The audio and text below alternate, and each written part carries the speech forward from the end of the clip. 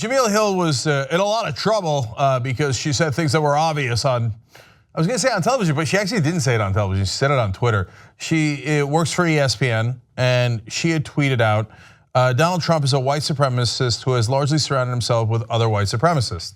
I find this to be so shockingly normal that it's hardly believable that it's a controversy. Anyway, I've got updates for you guys on this story. I'm going to get to apologies on top of retractions, etc. in a second. Not a retraction from her though. If you hadn't seen the earlier story, 2 more tweets for you guys to give you context. She had also written at the time, Trump is the most ignorant, offensive president of my lifetime. His rise is a direct result of white supremacy, period. But that's what he did. He ran on it. He said, I'm going to target all the immigrants. I'm going to target the Mexicans, the Muslims. Hey, we'll get to that in a second. Like, how dare you say things that are so obviously true? Okay, and then she also wrote, Donald Trump is a bigot. Glad you could live with voting for him. I couldn't because I cared about more than just myself. So the MAGA crowd goes nuts and they're like, oh my God, there are people who disagree with us in this country. They should be fired. I meant freedom of speech. Wait, I'm confused. Interesting. These liberals get triggered so quick, those snowflakes. She said something about the Donald. Oh my God, I'm melting. Okay. You got to check your talking points, guys, because you seem to get a little confused from time to time. Anyways, is Trump a racist? Of course. So just quick review here. He was literally sued for housing discrimination, agreed he had done it and paid a fine. He is a literal adjudicated racist. The government said, we think you're a racist and you're discriminating against black people. He said, you're right, here's the fine. Why are we still having this conversation? So, all right, well, that was a while back.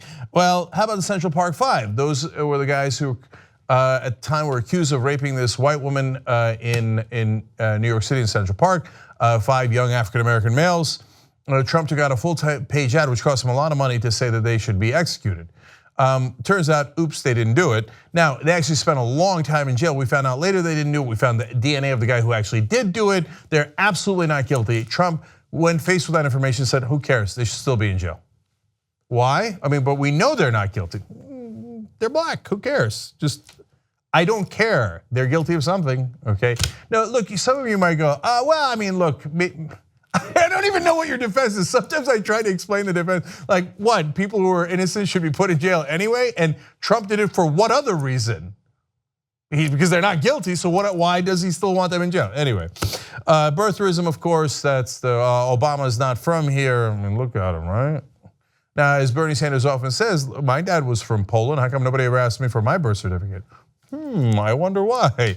And total ban on all Muslims is what he promised to the campaign trail. Well, if you're going to ban all Muslims, what do we call you if we don't call you a bigot? Oh, I know what the right way is. Irrational. You're supposed to hate and fear Muslims and ban them. Just like the Jews, ban all the Jews. Wait, that sounds weird. Actually, for some of them, it doesn't even sound weird. That's where we've gotten. What do you mean, bigot? Well, I hate these group of people. I don't hate them. I'm really, really afraid of them. All of them. I mean, a total, complete ban on all Muslims is what he promised during the campaign. I don't know where you would get the idea that he discriminates against people. How can you possibly call him a white supremacist? I'm melting. And then, of course, called Mexicans criminals and rapists. Gee, I wonder if he's a white supremacist. And I didn't even put on the list that when actual neo-Nazis and KKK marched and then ran someone over and killed him, he said there are very good people on that side. Which very good white supremacist was he referring to? So this is a controversy? This is a controversy. This is like we're supposed to like just, right wing, I mean you should please be racist, but I don't want to call you out as a racist. Oh my God, that would offend you. Now you offending Mexicans by calling them criminals and rapists, who cares? You offending Muslims by banning them? Who cares, right? You actually taking people's freedoms away and rights away, who cares?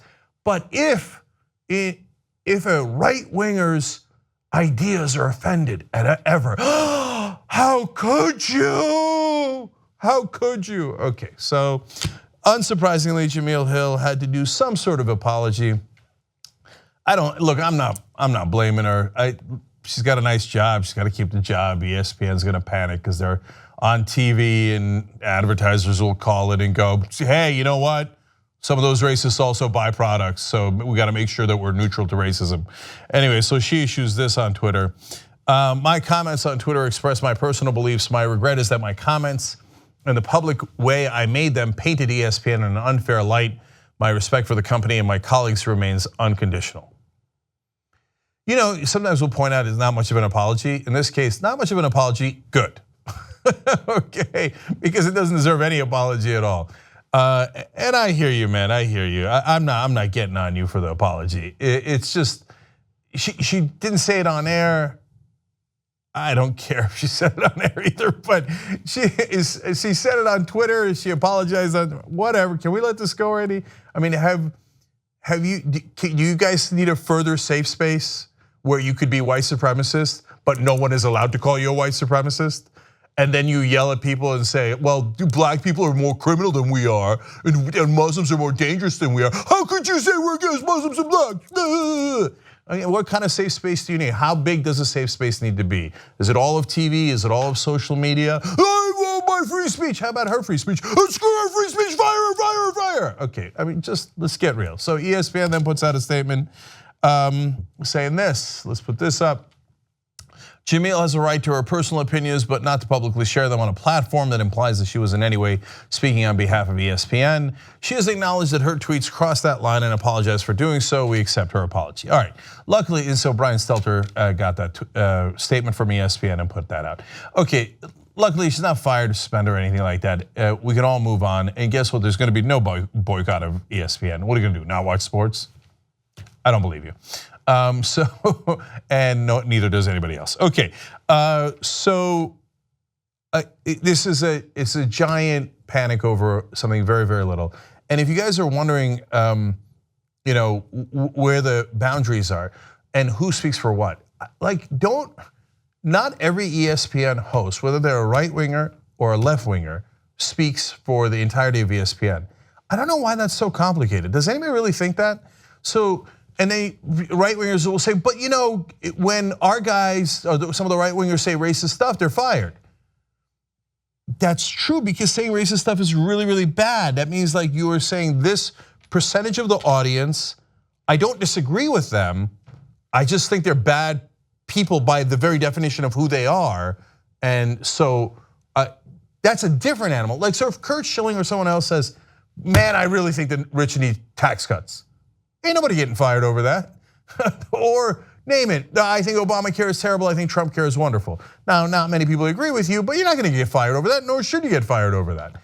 So it's not a matter of political disagreements. It's a matter, and if Jemele Hill had said, you know what, white people are the devil, okay, and they are by definition bad, I'd say, nah, you gotta go.